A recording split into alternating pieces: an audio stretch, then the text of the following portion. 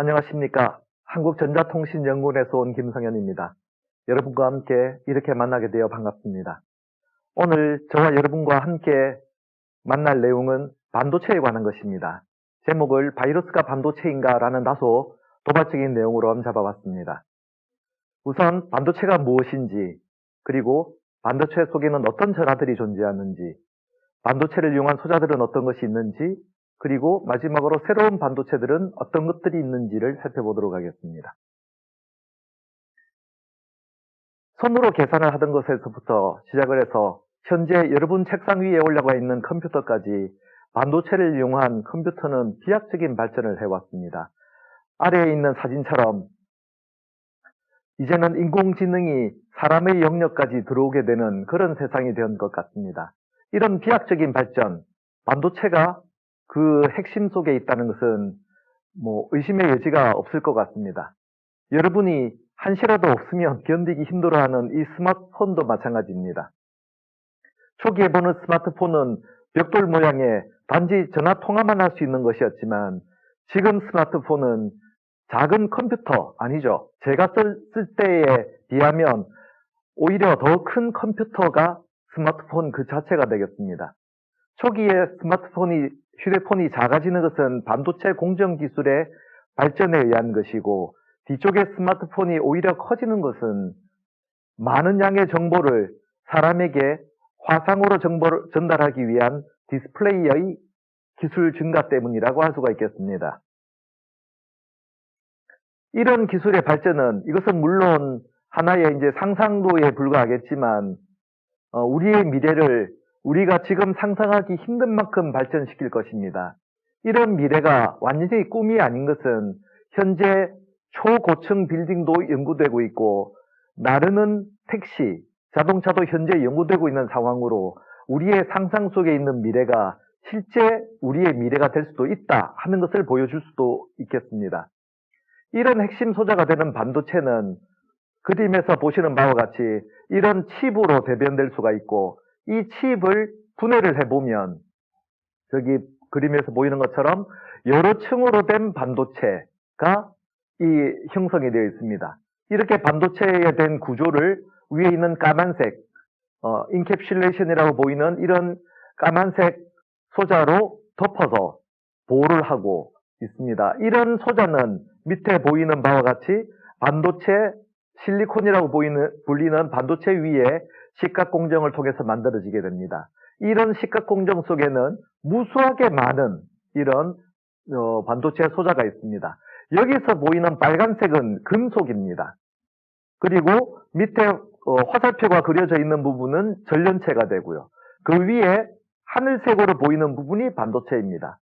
즉 다시 말해서 반도체 소재라 하더라도 금속, 반도체, 전련체가 어우러진 그런 구조로 이루어져 있다, 이런 것을 알 수가 있겠습니다. 자, 그러면 반도체가 무엇인지 구체적으로 살펴보도록 하겠습니다. 우리가 건전지에 구리를 연결한 다음 전구를 연결하면 불이 들어온다는 것은 누구나 다 알 수가 있습니다. 그래서 이런 구리를 우리는 도체, 금속이라고 부르죠. 만약에 이 구리에다가 우리가 어떤 자극을 준다 하더라도 우리는 이 전구를 끌 수가 없습니다. 다시 말해서 구리에 우리가 열을 가하거나 빛을 조사하거나 흔들거나 어떤 방법을 한다고 하더라도 이 전구의 불은 계속 들어올 것입니다. 이것이 금속, 즉 도체의 특성이 되겠습니다. 만약에 여기에 우리가 유리를 연결을 한다 그러면 전구에 불이 들어올 리가 없겠죠. 우리는 이 유리를 부도체, 즉 전련체라고 부릅니다. 만약에 우리가 이 유리에 어떤 자극을 준다 하더라도 이 전구는 불을 켤 수가 없습니다. 이것이 바로 부도체의 특성이 되겠습니다. 그런데 만약에 우리가 어떤 새로운 물질을 연결을 했는데 이 물질에 자극을 가했더니 전구에 불이 들어오더라, 즉 전구를 켤 수 있더라, 이렇게 되면 우리는 이 물질을 반도체라고 합니다. 반도체라는 정의는 여러 가지로 할 수가 있겠습니다. 금속보다는 전류가 더 적게 흐르고 전련체보다는 전류가 많이 흐르는 그런 물질이다, 물론 부정확한 말이지만 그렇게 정의할 수도 있겠습니다. 또한 다른 정의로는 전기가 흐르는 물질 중에서 온도를 올렸더니 전류가 더 적게 흐르더라 하면 그것은 우리는 금속이라고 부르고, 전류가 더 많이 흐르더라 이렇게 하면 우리는 반도체라고 할 수가 있겠습니다. 여러 가지 정의를 할 수가 있겠지만 우리가 이 반도체를 앞으로 이용할 수 있는 여러 가지 소자로 사용하기 위해서는 자극에 어떻게 반응하느냐를 우리는 관찰을 해야 되겠습니다. 여기에 있는 이 물음표, 반도체라고 부르는 이 물음표는 단일 반도체라고 하는 우리가 가장 잘 알고 있는 실리콘을 들 수가 있겠고, 또 하나는 절메늄, 게르마늄을 들 수가 있겠습니다. 화합물 반도체로는 두 가지 이상의 원소가 화학적으로 결합되어 있는 여러 가지 물질들을 들 수가 있겠습니다. 또한 여기에서 말하는 자극은 열이 될 수도 있겠고, 빛이 될 수도 있겠고, 전기장이 될 수도 있겠습니다. 여기서 첫 번째 문제를 드리겠습니다. 외부 자극에 의해 전류를 제어할 수 있는 전자재료는 어떤 것이겠습니까? 1번 도체, 2번 부도체, 3번 반도체, 4번 초전도체. 자, 5초의 시간을 드리겠습니다. 하나, 둘, 셋, 넷, 다섯. 당연하겠죠. 반도체가 되겠습니다. 도체는 어떤 자극에서도 전류를 끊을 수 없는 물체. 부도체는 어떤 자극을 주더라도 전류를 흐르게 할 수 없는 물체가 되겠습니다. 초전도체는 여기서 처음 나오는데 어떤 특별한 조건에서 저항이 0이 되는 그런 물질을 말하겠습니다. 반도체를 다시 설명을 드리면 우리가 전기장, 전압을 인가했을 때 전구를 켤 수 있는 물질이라고 했습니다. 소자는 다음과 같이 보이고요. 이것은 마치 스위치와 같습니다. 전기장 스위치를 켜면 불이 들어오고 스위치를 껐을 때 불이 꺼지는 것처럼 전기장을 인가하면 전구를 켜고 전기장 인가를 취소하면 불이 다시 꺼지는 이런 스위치와 같은 작용을 한다. 이런 반도체 소자를 FET라고 할 수가 있고, 이때 이 전기장이 우리가 말하는 자극이 되겠습니다. 반도체 속의 전하들을 살펴보면 다음과 같습니다. 반도체 속에는 전자와 전공이라는 두 가지 전하가 있습니다. 전하는 앞에서 말씀드렸다시피 전기를 띤 입자들입니다. 전자는 마이너스 전기를 띠고 있고 전공은 플러스 전기를 띠고 있습니다. 그림에서 보시는 바와 같이 물컵 속에 물이 있다고 생각을 해봅시다. 이 물컵을 반도체라고 생각을 하고 이 물을 전자라고 생각을 해봅시다. 우리가 어떤 자극을 이 반도체에 주었을 때 물방울이 만약에 생겼다면 이때 이 물을 우리는 전자라고 생각을 할 수가 있고 이 물방울을 전공, 즉 전자는 마이너스 전하, 전공은 플러스 전하를 가지고 있다. 이렇게 볼 수가 있겠습니다. 그런데 이 전공, 즉 물방울을 잘 살펴보면 여기에 있는 이 물방울은 무엇이 있는 것입니까? 그렇지 않죠. 이 물방울은 무엇이 있는 것이 아니라 물이 없는 영역을 말합니다. 어떤 자극에 의해서 물이 없는 영역이 생기면 그 부분은 물이 없어지고 그 없어진 물은 어디로 갑니까? 전체적인 물의 수면을 위로 올리게 되는 것이지요. 이 그림에서 보면 컵 속에 어떤 이유에서든지 물방울을 생겼다면 이 물방울은 물이 없는 영역이 되고 이 없는 물은 최초 물의 높이보다 물방울을 포함한 물의 높이만큼 올라가게 됩니다. 즉 물의 위치가 더 높아졌기 때문에 물의 에너지, 즉 이 컵 전체의 에너지가 더 높아졌다라고 말씀할 수가 있겠습니다. 어떤 자극을 통해서 이 반도체의 에너지가 높아진 것입니다. 이런 물방울을 만드는 행위가 즉 자극이 되고 이것은 열, 빛, 전기장이 되겠습니다. 열을 이용한 소자를 보면 열전 소자를 말씀드릴 수가 있겠습니다. 이 그림은 시중에서 팔고 있는 열전 소자를 보여주고 있습니다. 열전 소자의 구조는 다음과 같습니다. 열전 소자의 양단에 온도 차이를 주면, 즉 한쪽 편에 열을 주면 여기 있는 전선에 플러스와 마이너스 쪽에 전류가 흐르게 됩니다. 반대로 플러스 마이너스 전선에 전류를 흘리게 되면 이 소자 양단에 온도 차이가 생깁니다. 약 20도 정도의 온도 차이가 생깁니다. 아래쪽에는 더운 영역, 위쪽에는 차가운 영역이 되는데 아래쪽에 뜨거운 영역을 우리가 만약에 흐르는 물이나 선풍기 등을 이용해서 10도로 유지를 한다면 위쪽의 차가운 영역은 마이너스 10도로 유지가 되겠습니다. 그러면 온도 차이가 약 20도가 나게 됩니다. 이것이 우리가 소형 냉장고를 구동할 때 사용되는 것입니다. 위쪽의 온도를 마이너스 20도로 유지하기 위해서 앞쪽에 선풍기를 달아서 계속 식히게 되는 그런 냉장고 여러분이 아마 보셨을 것입니다. 그래서 이 소자의 경우에는 온도 차이를 주면 전압이 발생하고 반대로 전압을 주면 온도 차이가 발생한다 하는 자극과 반응의 반도체의 특성을 이용한 것이다 라고 할 수가 있겠습니다. 빛을 이용한 소자는 LED가 있겠습니다.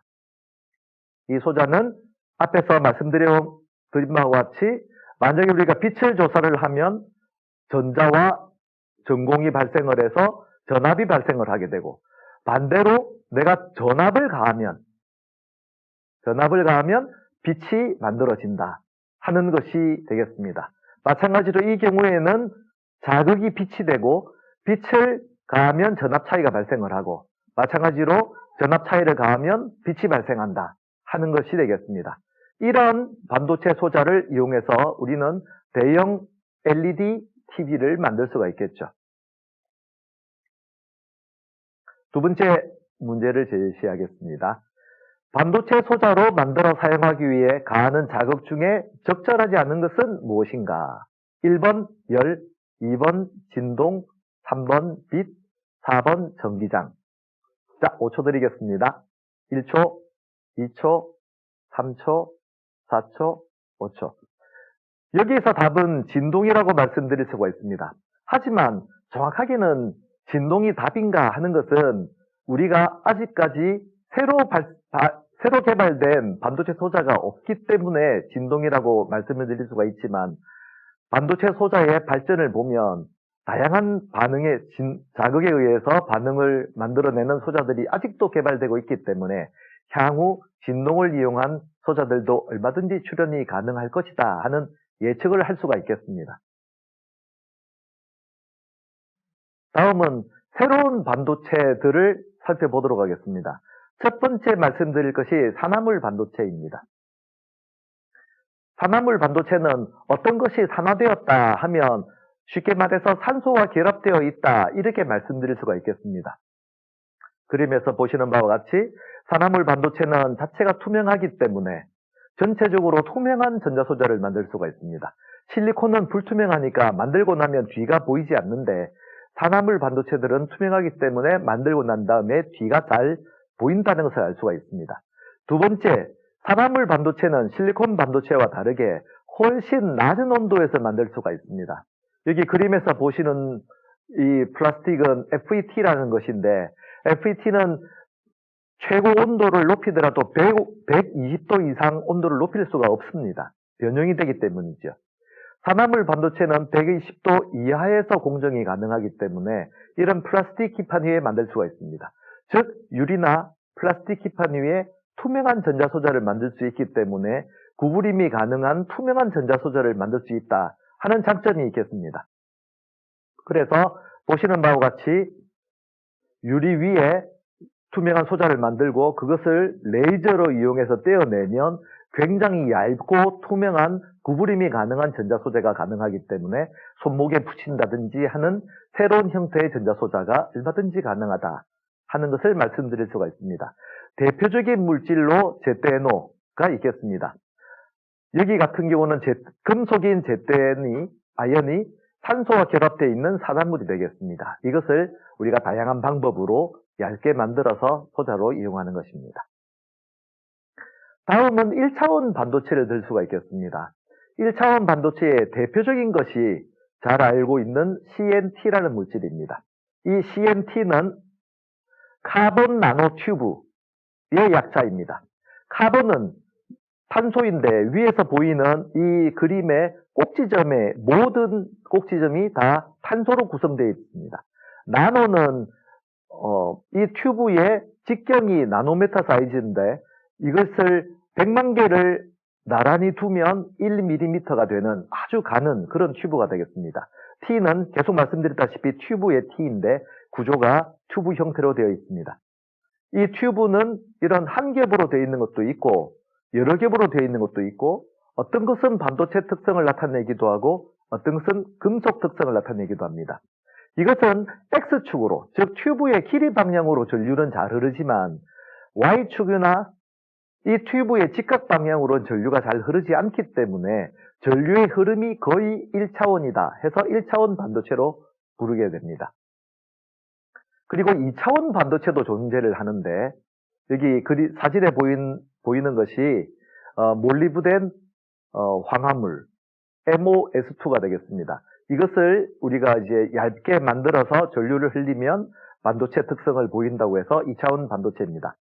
이 그림에서 보시는 바와 같이 이런 구조로 되어 있는데 여기는 MOS2와 WS2 두 층으로 이렇게 만들어져 있습니다. 이 각 층별로 X축이나 Y축으로는 전류가 잘 흐르지만 Z축으로는 전류가 거의 잘 흐르지 않기 때문에 2차원적으로만 전류가 잘 흐른다 해서 2차원 반도체라는 이름이 붙었습니다. 다음으로는 유기반도체입니다. 유기물은 여러분들이 좋아하는 뭐 소고기나 돼지고기, 사람의 살, 뭐 다 유기물이죠. 플라스틱도 유기물이고요. 그 다음에 석유, 모든 것이 다 유기물입니다. 세상에 존재하는 물질이 유기물이 무기물보다 훨씬 많습니다. 그 유기물들 중에 일부분이 반도체 특성을 나타냅니다. 아래 있는 그림들은 반도체 특성 중에 하나인 포토루미네선스라는 특성을 보이는 것입니다. 우리 눈에 보이지 않지만 굉장히 높은 에너지를 가지는 자외선을 비추어주면 그 자외선을 흡수해서 우리 눈에 보이는 더 낮은 에너지를 밖으로 내보내는 그런 특성을 포토루미네센스라고 부릅니다. 그 물질의 특성에 따라서 어떤 것은 빨간색, 어떤 것은 남색 이런 것을 내보이기 때문에 이런 특성을 이용한 것이 바로 OLED TV가 되겠습니다. OLED의 이 O자가 올게닉, 즉 유기물을 의미하게 됩니다. 유기물은 여러분도 잘 아시다시피 소고기는 붉은색이지만 온도를 가하면 회색으로 바뀌지 않습니까? 온도가 높아지면 유기물의 특성이 바뀌기 때문에 유기물의 공정 자체는 저온에서 할 수밖에 없습니다. 저온에서 한다는 뜻은 그 유리나 플라스틱 기판 위에 소자를 만들 수 있다는 뜻이 되겠습니다.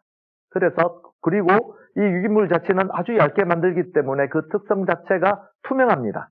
그래서 보시는 바와 같이 투명 디스플레이를 만들 수가 있다. 앞에 선택 2020이 떠 있지만 뒤쪽이 여전히 투명하게 투과해서 보이는 투명 디스플레이를 만들 수 있다는 것이고요. 플라스틱 기판 위에 만들 수가 있기 때문에 이렇게 구부림이 가능한, 심지어는 위의 그림처럼 말아서 넣을 수 있는 이런 두루마리형 TV까지도 가능하다 하는 장점이 있겠습니다. 앞에서 말씀드렸던 바이러스가 반도체이냐, 여기 보시는 조류독감 바이러스는 지금 현재 유행하고 있는 코로나 바이러스와 구조가 아주 비슷하죠. 중간에 세포가 있고 바깥쪽에 코로나 모양의 이제 돌기들이 나와 있는 그런 비슷한 구조로 만들어져 있습니다. 이런 조류독감 바이러스의 생명의 핵심이라고 하면 우리가 DNA를 이야기할 수가 있겠습니다. 이 DNA 속에 모든 생명 코드가 다 들어가 있는 것입니다. 어떤 과학자가 이 DNA에 전극을 연결한 다음에 전기적 특성을 조사하였습니다. 조사하여 보니 반도체 특성을 보이더라 하는 것입니다. 어떤 사람은 다른 DNA를 해보니까 전련체 특성이 보이더라 하는 사람도 있고, 어떤 사람은 금속 특성을 보이더라, 어떤 사람은 반도체 특성을 보이더라 하는 사람, 다양한 연구 결과가 있기는 합니다. 하지만 우리가 이런 특정 DNA에 연결을 잘하면 반도체 특성을 보이더라 하는 것을 알 수 있다는 것은 이 DNA를 반도체 소자로도 사용할 수가 있겠다 하는 것에 대한 가능성을 본 것입니다. DNA 크기는 너무너무 작기 때문에 현재 만들어져 있는 어떤 소자보다 훨씬 크기가 작은 전자소자를 만들 수가 있습니다.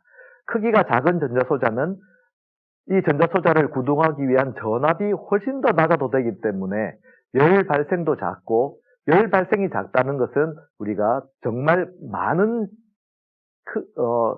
소자에, 많은 숫자의 소자를 넣을 수가 있다 하는 것이기 때문에 우리가 이제 우리가 갖고 있는 휴대폰이나 컴퓨터의 성능을 획기적으로 높일 수 있다는 뜻이 되기도 하겠습니다.